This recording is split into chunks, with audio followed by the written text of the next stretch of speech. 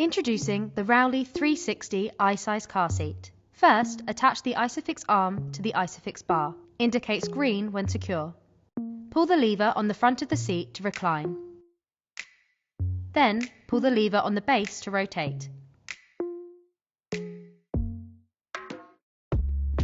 Locate the top tether point in the rear of the vehicle.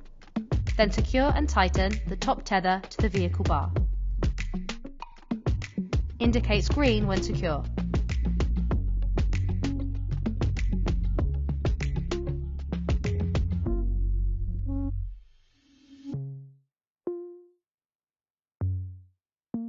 Push the lever to secure the harness.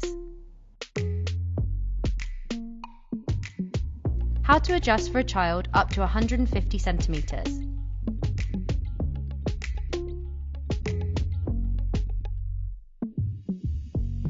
First, secure and tighten the top tether to the vehicle bar.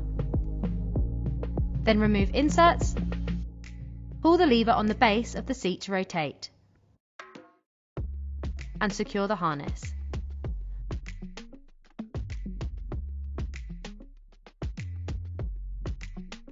Finally, adjust the harness for a secure fit.